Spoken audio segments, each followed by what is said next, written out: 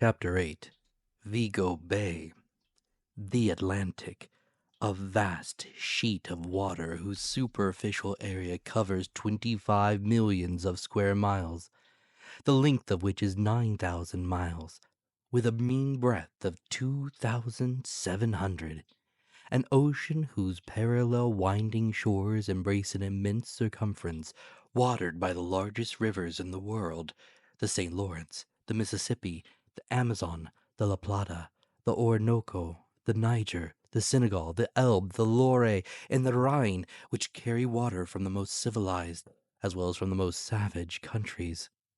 Magnificent field of water, incessantly plowed by vessels of every nation, sheltered by the flags of every nation, and which terminates in those two terrible points so dreaded by mariners, Cape Horn and the Cape of Tempests.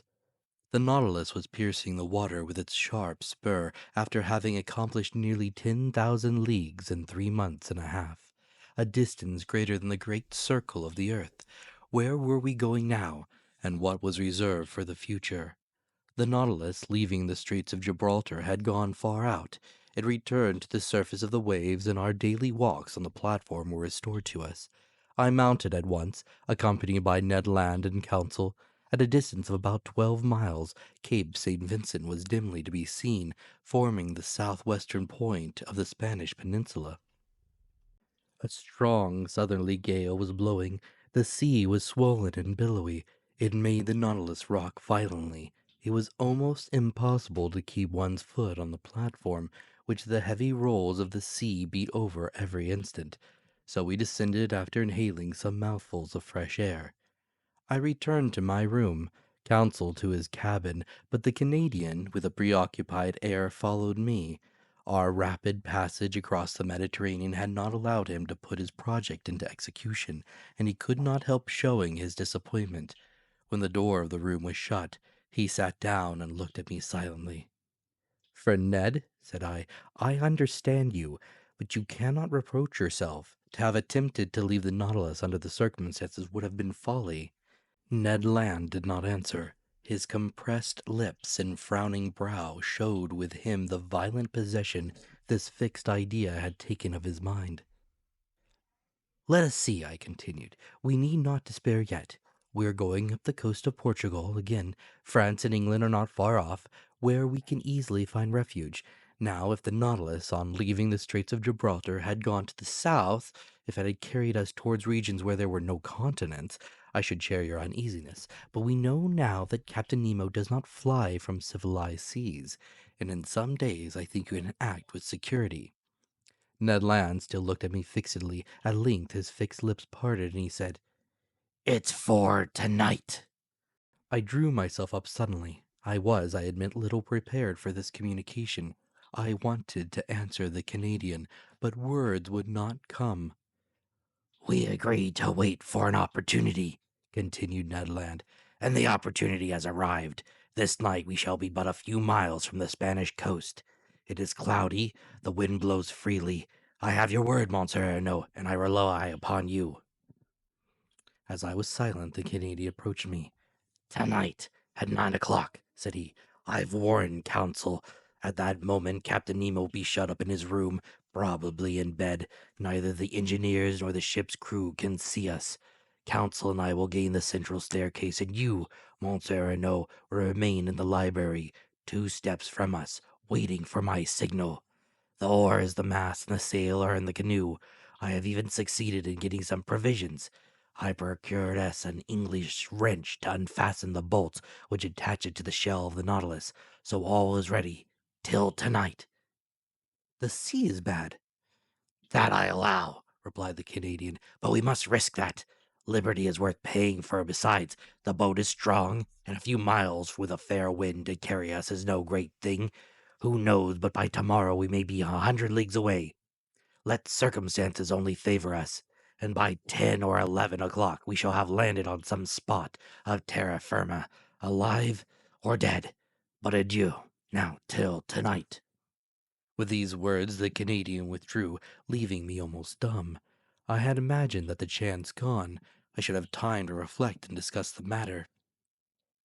My obstinate companion had given me no time, and after all, what could I have said to him? Ned Land was perfectly right. There was almost the opportunity to profit by. Could I retract my word and take upon myself the responsibility of compromising the future of my companions? Tomorrow Captain Nemo might take us far from all land. At the moment, a rather loud hissing noise told me that the reservoirs were filling and that the Nautilus was sinking under the waves of the Atlantic. A sad day I passed between the desires of regaining my liberty of action and of abandoning the wonderful Nautilus and leaving my submarine studies incomplete.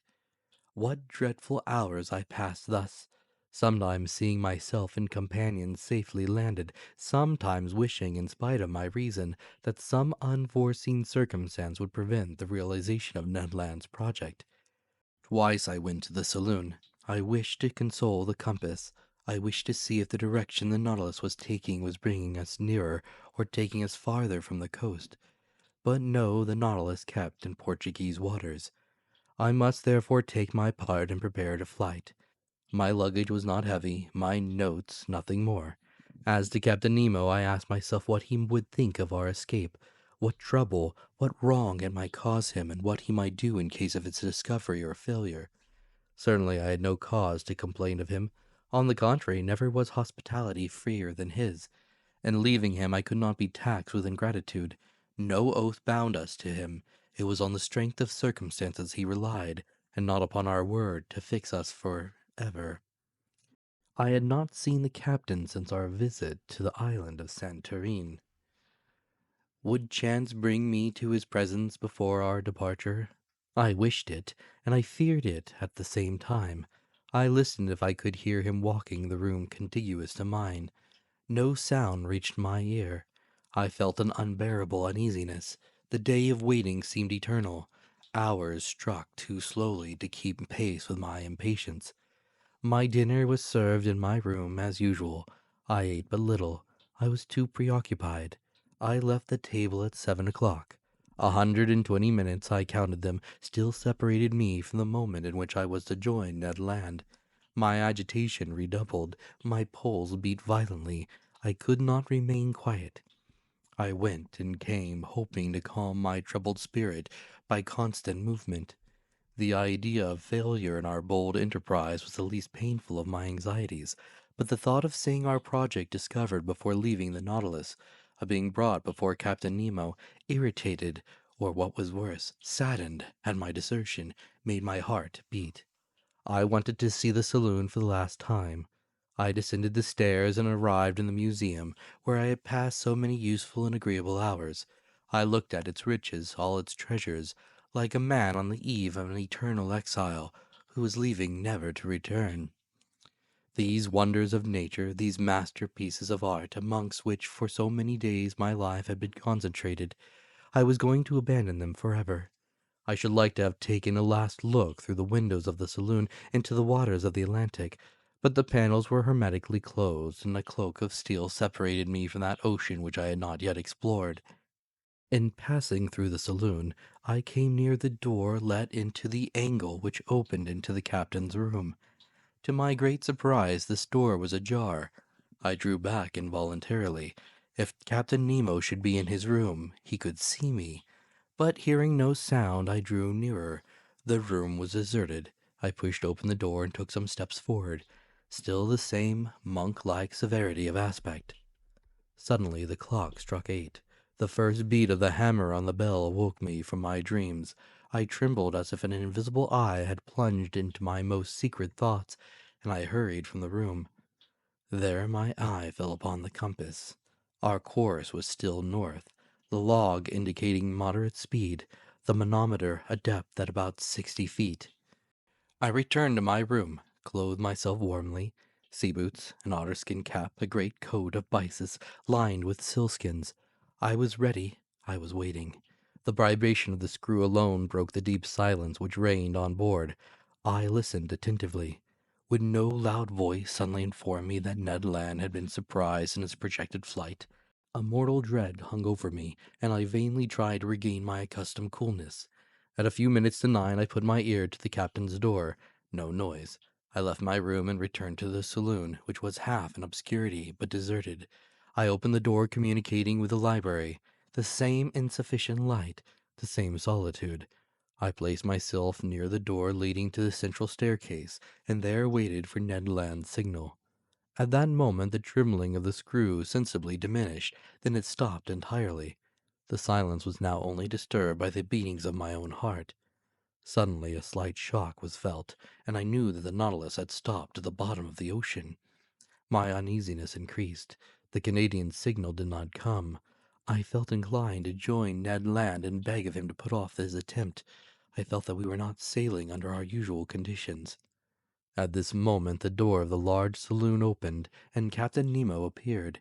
He saw me, and without further preamble began in an amiable tone of voice. Ah, sir, I have been looking for you. Do you know the history of Spain? Now one might know the history of one's own country by heart, but in the condition I was at the time, with troubled mind and head quite lost, I could not have said a word of it. Well, continued Captain Nemo, you heard my question. Do you know the history of Spain? Very slightly, I answered. Well, here our learned men have to lean, said the captain. Come sit down, and I will tell you a curious episode in this history. Sir, listen well, said he. This history will interest you on one side, for it will answer a question which doubtless you have not been able to solve. I listen, Captain, said I, not knowing what my interlocutor was driving at, and asking myself if this incident was bearing on our projected flight. Sir, if you have no objection, we will go back to 1702. You cannot be ignorant that your King Louis XIV, thinking that the gesture of a potentate was sufficient to bring the Pyrenees under his yoke, had imposed the Duke of Anjou, his grandson, on the Spaniards. This prince reigned more or less badly under the name of Philip V, and had a strong party against him abroad.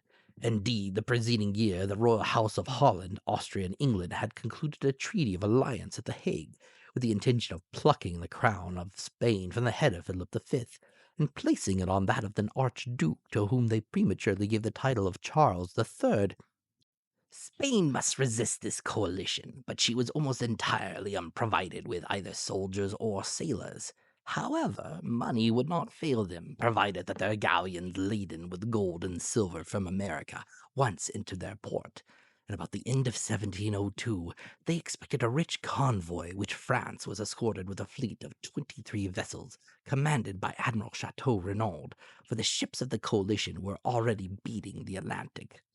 This convoy was to go to Cadiz, but the admiral, hearing that an English fleet was cruising in those waters, resolved to make for a French port.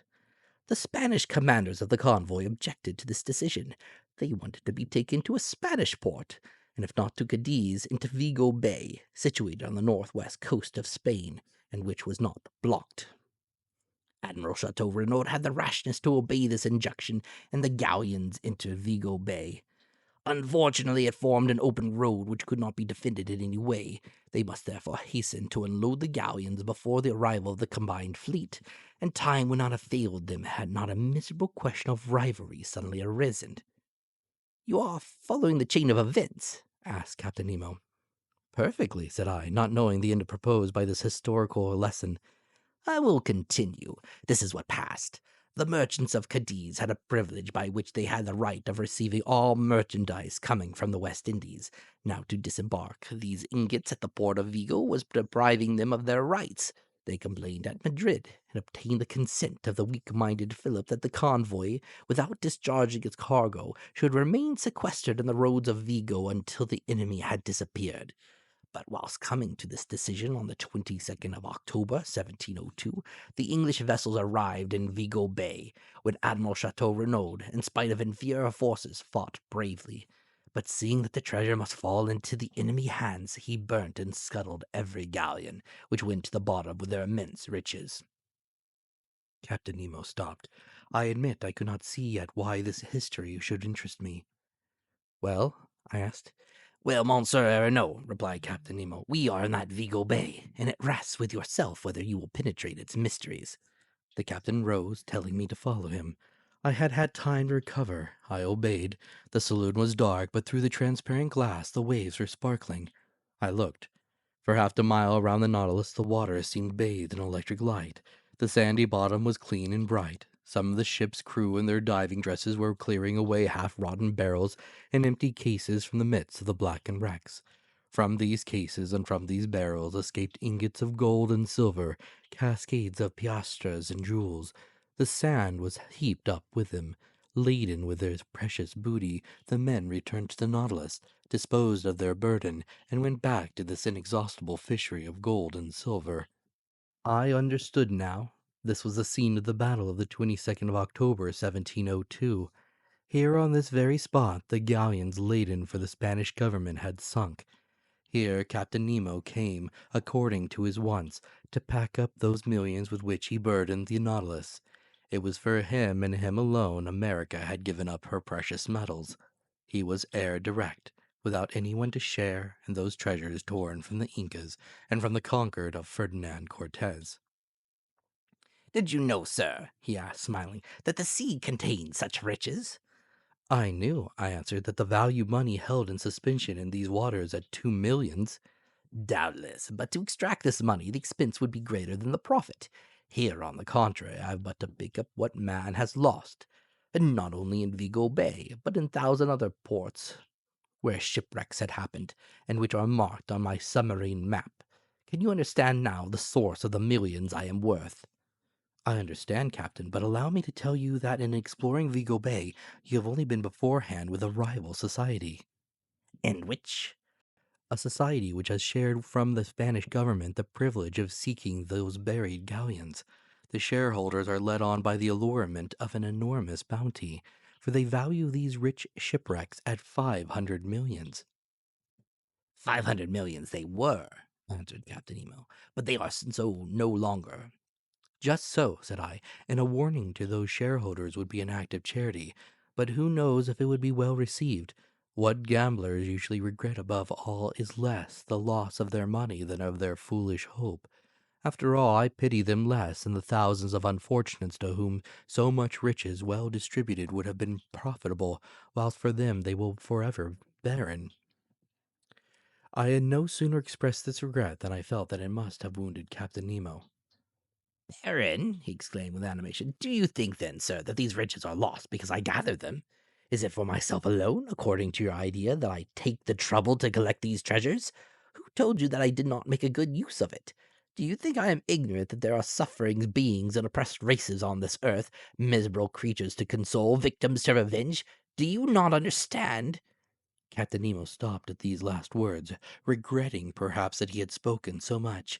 But I had guessed that, whatever the motive which had forced him to seek independence under the sea, it had left him still a man, that his heart still beat for the sufferings of humanity, and that his immense charity was for oppressed races as well as individuals, and I then understood for whom those millions were destined which were forwarded by Captain Nemo when the Nautilus was cruising in the waters of Crete.